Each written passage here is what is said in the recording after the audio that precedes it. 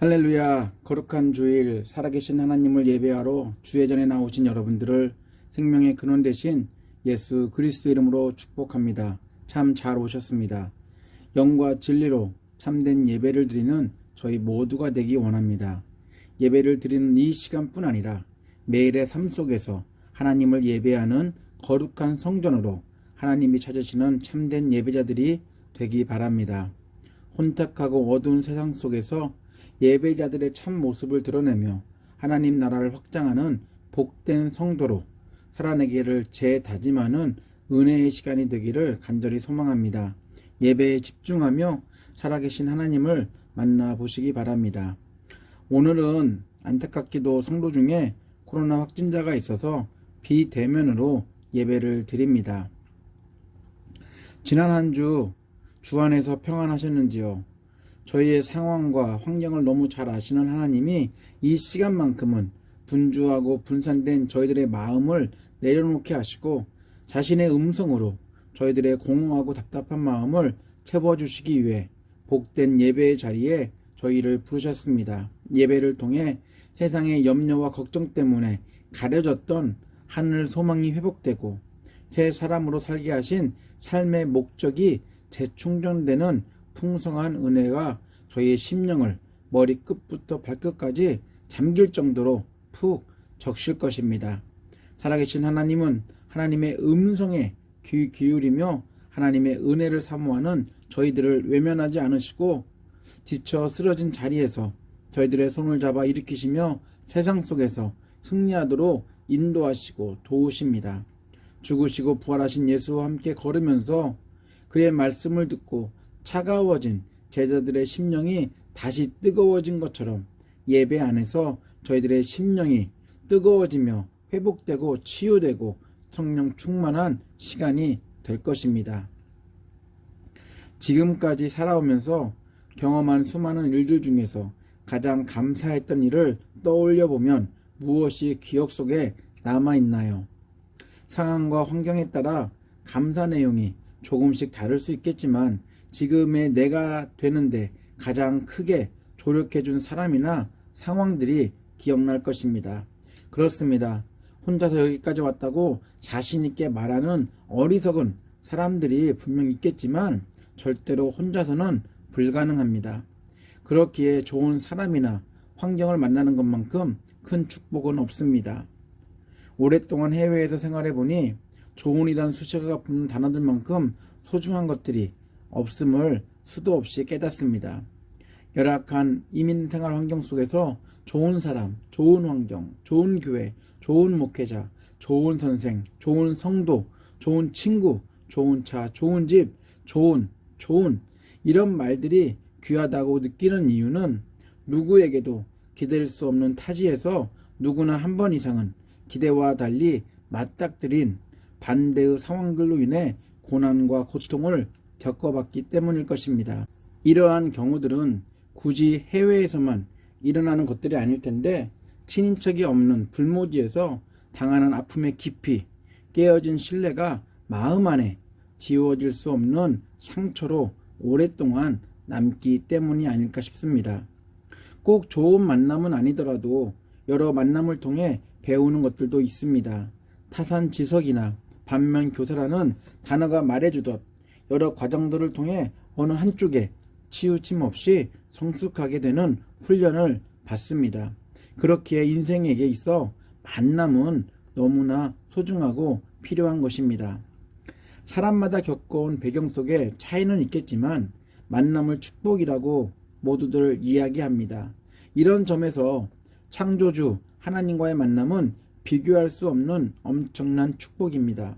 하나님과의 만남 속에서는 배신도, 억울함도, 사기도 어떠한 부정적인 것들이 존재하지 않습니다. 그래서 어느 누구를 만난 것보다 하나님을 만난 것만큼 큰 축복은 없습니다. 피조물이 창조주를 만난 것, 죄인이 거룩하신 하나님을 만난 것, 연약한 인간이 능력의 하나님을 만난 것, 죽을 인간이 생명을 주시는 하나님을 만난 것, 인생 대변화를 주도하는 이보다 더 멋지고 소중한 만남이 있을까요? 처음 하나님을 만났을 때 저희들은 그동안 억눌려 있던 것으로부터 풀려나는 자유와 새로운 인생에 대한 기쁨이 넘쳤습니다. 하나님이 저희들의 새로운 주인이 되었다는 것에 대한 감격을 감출 수 없었습니다. 저희들의 입술은 찬양과 감사가 넘쳤습니다. 저희들의 마음은 하나님의 은혜와 사랑으로 가득했습니다. 저희들의 생각은 오직 하나님, 예수 그리스도 뿐이었습니다. 교회가 항상 그리웠습니다. 말씀에 대한 간절함도 있었습니다. 피곤하고 지쳐도 기도를 쉬지 않았습니다. 상황과 환경에 상관없이 기뻐하고 하나님이 하실 일을 기대하며 감사하고 찬양했습니다. 새로운 인생의 시작을 알리는 하나님과의 만남은 예수 그리스도로 시작합니다. 저희들은 예수 그리스도 안에서 날마다 하나님과 사귐을 이어가는 복받은 존재가 되었습니다. 한 번만 하나님을 만나도 엄청난 축복일 텐데 능력의 하나님을 매일 만나는 하나님과의 사귐이 주는 기쁨 속에서 날마다 사는 인생이 되었습니다. 구약시대에 이스라엘은 하나님을 매일 만날 수 없었습니다. 하나님 만나는 것을 두려워했고 무서워했습니다. 왜냐하면 죄인이었고 하나님의 공의와 정의를 너무 잘 알고 있었기 때문입니다. 그렇지만 죄인이 거룩한 하나님을 만날 수 있는 유일한 방법은 하나님이 제정한 제사 때만 가능했습니다. 하나님을 만나는 공식적인 행사, 제사를 통해서만 하나님의 거룩함 앞에 나아갈 수 있었습니다. 그렇다고 하나님의 얼굴을 직접 본 것도 아닙니다. 제사를 드리면서 피어오르는 연기들과 구름들을 보며 하나님의 존재를 인식했습니다. 비록 두려움과 떨림을 가지고 하나님 앞에 나왔지만 잠깐이라도 하나님이 베푸신 죄 용서와 은혜에 대한 기쁨이 있었습니다. 동물 제사를 드리고 난 뒤 세상으로 돌아가면 다시 죄를 짓고 살겠지만 하나님 앞에 모였을 때만큼은 죄를 용서해 주시고 죄인을 만나 주신 그 기쁨으로 충만했고 기쁨에 반응하듯 하나님을 찬양하고 하나님께 감사를 드렸습니다. 시간이 지나면서 세상살이에 익숙해지다 보니 1년에 몇 번 안 되는 제사를 대하는 태도가 달라졌습니다. 먼저는 기쁨이 사라졌고 감사와 찬양은 형식적이었습니다. 일례로 하나님 앞에 가져온 제사 동물, 가장 좋고 흠없는 것이 되어야 되는데 병들고 약한 동물을 가져오거나 그 성전 앞에서 돈으로 동물을 사서 하나님께 드리는 경우들이 있었습니다. 그럼에도 전혀 죄책감을 느끼지 않았습니다. 하나님 보시기엔 거룩한 척 흉내내는 사람들이 너무 가증해 보였고 제사를 드리지 못하게 성전문을 막고 싶을 정도로 하나님은 너무나 힘들었습니다. 말라기 1장 6절에서 10절입니다. 세 번역입니다. 아들은 아버지를 공경하고 종은 제 주인을 두려워하는 법인데 내가 너희 아버지라고 해서 너희가 나를 공경하기라도 하였느냐? 내가 너희 주인이라고 해서 너희가 나를 두려워하기라도 하였느냐? 나 만군의 주가 말한다. 제사장들아, 너희가 바로 내 이름을 멸시하는 자들이다. 그러나 너희는 우리가 언제 주님의 이름을 멸시하였습니까? 하고 되묻는다. 너희는 내 제단에 더러운 빵을 바치고 있다. 그러면서도 너희는 우리가 언제 제단을 더럽혔습니까? 하고 되묻는다. 너희는 나 주에게 아무렇게나 상을 차려 주어도 된다고 생각한다. 눈먼 짐승을 제물로 바치면서도 괜찮다는 거냐? 절뚝거리거나 병든 짐승을 제물로 바치면서도 괜찮다는 거냐? 그런 것들을 너희 총독에게 바쳐보아라. 그가 너희를 반가워하겠느냐? 너희를 좋게 보겠느냐? 나 만군의 주가 말한다. 제사장들아, 이제 너희가 하나님께 우리에게 은혜를 베풀어 주십시오 하고 간구하여 보아라. 이것이 너희가 의뢰하는 일이지만 하나님이 너희를 좋게 보시겠느냐? 나 만군의 주가 말한다. 너희 가운데서라도 누가 성전문을 닫아 걸어서 너희들이 내 제단에 헛된 불을 피우지 못하게 하면 좋겠다. 나는 너희들이 싫다. 나 만군의 주가 말한다. 너희가 바치는 제물도 이제 나는 받지 않겠다. 율법이 명시한 대로 제물을 가지고 제사를 드렸지만 하나님 보시기엔 거룩한 제사를 더럽혔습니다. 기쁨이 사라진 채 종교적인 모습에 치중한 그 모습이 가증스럽게 보였습니다. 제사를 멸시하였음에도 당당하게 하나님께 자신의 대가를 요구했습니다. 이 정도로 하나님을 대하는 태도가 타락했습니다. 그렇다면 제사 앞에 나온 사람들 안에는 기쁨이 있었을까요? 기쁨은커녕 마지못해 그 시간을 때울 뿐이었습니다. 기쁨이 사라졌는데 찬양과 감사가 가능할까요? 시간이 흐를수록 만남 자체가 부담스럽지 않았을까요? 이후 하나님은 400년 동안 침묵하셨습니다. 이스라엘 사람들의 모습 속에서 볼 수 있듯이 하나님 앞에 나아오는 저희들의 자세가 변해서는 안 됩니다. 사람들의 관심은 그렇다 치더라도 하나님이 베푸신 사랑과 은혜를 잊으면 하나님 앞에 나오는 기쁨이 사라지게 되어 있습니다. 그리고 예배는 형식과 의식에 지나지 않습니다. 종교인일 뿐 신앙인이 될 수 없습니다. 감사와 찬양이 사라진 예배는 하나님이 원하시는 예배가 아닙니다. 하나님 앞에 있음에 대한 기쁨이 사라지면 감사와 찬양이 배제된 채로 온전치 못한 예배를 드릴 수밖에 없습니다. 예배와 예배자는 어떤 의미에선 서로 다른 개념이 아니라 하나입니다. 하나님을 모셨던 텐트 성막이 건물 성전이 되었습니다. 예수가 오신 뒤 건물 성전이 아닌 예수가 하나님의 성전이 되었습니다. 하나님의 존재를 알려주는 상징과도 같았던 성전이 건물에서 사람으로 바뀌었습니다. 예수의 죽음과 부활을 통해 건물 성전은 무너지고 예수 안에서 사는 성도들이 하나님을 모신 성전이 되었습니다. 죄인이라서 하나님의 성전이 될 수 없었는데도 이젠 하나님을 언제 어디서나 예배하는 성전이 되었습니다. 하나님이 저희들에게 예수 그리스도 안에서 구원의 은혜를 베푸시고 저희를 하나님이 거하시는 성전 삼아 주셨습니다. 예수와 함께 죄는 죽고 다시 살아났기에 저희는 죄인이 아닌 의롭다 일감을 받는 의인이 되었고 하나님을 섬길 수 있는 성전이 되었습니다. 성전에 들어갈 때마다 하나님을 만날 수 있다는 기쁨이 충만했던 것처럼 저희들을 성전 삼아 주시고 저희 안에 계신 하나님 때문에 저희들의 기쁨은 날마다 충만해야 합니다.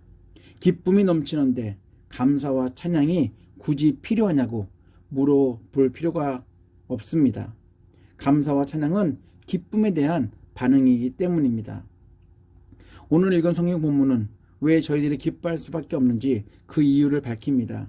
모든 상황 속에서도 하나님 안에서 기뻐하는 사람들은 하나님을 하나님으로 인정하는 사람이며 동시에 그 하나님을 찬양하고 감사하는 사람들입니다.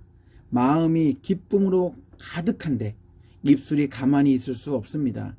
기쁨을 충만케 하시는 분, 하나님을 꼭 알아야 합니다. 3절, 5절입니다. 메시지 성경 읽어드리겠습니다. 너희는 알아두어라. 주께서 하나님이심을 우리가 그분을 만든 것이 아니요 그분께서 우리를 지으셨다. 우리는 그분의 백성, 그분이 보살피는 양떼.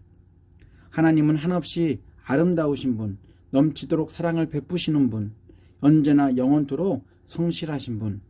맞습니다. 하나님은 죽음을 기다리며 절망과 낙심 가운데 있는 저희들을 구원해 주셨고 저희들 안에 잃어버렸던 기쁨을 회복시켜 주셨습니다. 하나님이 저희들과 함께 하시면서 계속해서 그 기쁨이 충만하게 하셨습니다. 시편 기자의 고백처럼 연약한 인생에게 기쁨을 주신 하나님은 창조주 하나님, 구원자 하나님, 왕이신 하나님으로 저희들 인생에 개입하신 분이십니다. 손으로 만든 우상이 아니라 저희를 만드시고 또한 지켜주시고 보호해 주시는 하나님과 함께 하는데 기뻐하지 않는 것, 바로 그것은 교만한 모습일 것입니다. 그리고 시편 기자는 인생 속에서 만나는 하나님을 여러 가지 모양으로 묘사합니다. 하나님은 좋은 것을 한없이 주실 수 있는 분, 하나님은 풍성한 사랑을 넘치도록 해 주실 수 있는 분, 하나님은 저희들과 달리 변함없이 저희들을 향해 성실한 분이라고 말합니다. 내 안에 기쁨을 넘치도록 주시는 하나님이 계신 성전으로 향하는 사람들의 발걸음은 그 어느 때보다 가벼워야 하고 입술을 통해서는 마음의 기쁨이 감사와 찬양으로 표출되어야 합니다. 1절, 2절입니다. 세 번역입니다. 온 땅아 주님께 환호성을 올려라. 기쁨으로 주님을 섬기고 환호성을 올리면서 그 앞으로 나아가거라. 온 땅에 사는 모든 사람들을 향해 하나님의 사랑과 하나님의 은혜를 입은 모든 성도를 향해 기쁨 속에서 찬양과 감사를 환호성을 올리며 하나님 앞에 나아가라고 합니다. 하나님 앞으로 나아가는 것은 살아계신 하나님께 예배하러 하나님이 계신 곳으로 가는 것입니다. 그곳엔 세상에서 주지 못하는 기쁨이 있는 곳입니다. 그곳에는 세상에서 찾을 수 없는 생명이 있는 곳입니다. 성전 안은 거룩함으로 가득한 곳입니다. 하나님이 계신 곳에서 할 수 있는 것은 찬양과 감사뿐입니다. 4절입니다. 세 번역입니다. 감사의 노래를 드리며 그 성문으로 들어가거라. 찬양의 노래를 부르며 그 뜰 안으로 들어가거라. 감사의 노래를 드리며 그 이름을 찬양하여라. 하나님이 계신 하나님의 성전 안에서는 감사의 노래를 부르며 찬양의 노래를 부르라고 합니다. 왜냐하면 슬픔에서 기쁨을, 죽음에서 생명을, 심판에서 구원을, 죄인에서 의인으로 회복시켜 주신 하나님을 만나는 곳이기 때문입니다. 성전 안에서만 누렸던 이 기쁨, 감사와 찬양이 이제 성전 밖으로 확대되었습니다. 하나님은 예수 그리스도로 말미암아 저희들을 성전 삼아 주셨습니다. 이제 성전은 교회 건물이 아니라 성전은 인간들이 만들어 놓은 예루살렘에 있는 것도 아닙니다. 예수 그리스도의 십자가로 새롭게 만들어진 성전은 하나님을 언제나 만날 수 있는 은혜 입은 기쁨이 넘치는 사람들이 바로 하나님을 모신 성전입니다. 더 이상 동물 제사도 필요하지 않습니다. 더 이상 제사장이 필요하지 않습니다. 예수는 자신을 죄인을 위한 거룩한 희생제물로 하나님께 바치셨습니다. 이제 반복되는 제사는 필요하지 않습니다. 저희들이 거룩한 산 제물이 되어 하나님께 날마다 감사와 찬양의 예배를 드리는 삶을 살아야 합니다. 저희 안에는 예수 안에서 날마다 채워지는 기쁨이 충만하기 때문입니다. 로마서 12장 1절 2절입니다. 세 번역으로 읽어드립니다. 형제자매 여러분, 그러므로 나는 하나님의 자비하심을 힘입어 여러분에게 권합니다. 여러분의 몸을 하나님께서 기뻐하실 거룩한 산 제물로 드리십시오. 이것이 여러분이 드릴 합당한 예배입니다. 여러분은 이 시대의 풍조를 본받지 말고 마음을 새롭게 함으로 변화를 받아서 하나님의 선하시고 기뻐하시고 온전하신 뜻이 무엇인지를 분별하도록 하십시오. 죄인이었던 저희들을 하나님이 거하시는 성전 삼아 주셨음에 저희 안에 그 무엇보다 하나님이 주시는 기쁨으로 충만하기 원합니다. 그 기쁨은 세상에서 얻을 수 있는 일시적인 기쁨이 아닙니다. 하나님이 주시는 기쁨은 세상이 이해하지 못하는 역설적인 삶을 가능케 합니다. 모든 상황 속에서도 감사와 기쁨으로 사는 그리스도인들을 보면 알 수 있습니다. 사는 동안 어려움이 있더라도 감사와 찬양을 쉬지 않기 원합니다. 왜냐하면 저희들은 능력이 하나님이 거하시는 성전으로 세상 한가운데 세워졌기 때문입니다. 저희들 안에는 하나님의 기쁨이 충만합니다. 저희는 세상과 구별된 거룩한 그리스도인입니다. 세상의 만족이 하나님의 기쁨을 초월할 수 없습니다. 눈에 보이는 감사를 헤아리기보다는 하나님 안에서 보이지 않은 감사의 제목들이 차고 넘치다는 것을 기억하며 사는 저희들이 되어야 합니다. 예수 그리스도 안에서 저희 안에 풍성한 기쁨을 가지고 날마다 저희를 지키시고 보호해 주시는 하나님께 감사하고 찬양하는 참 성전의 모습을 가진 성도님들 되시기를 예수 이름으로 축원합니다. 다 같이 기도합니다.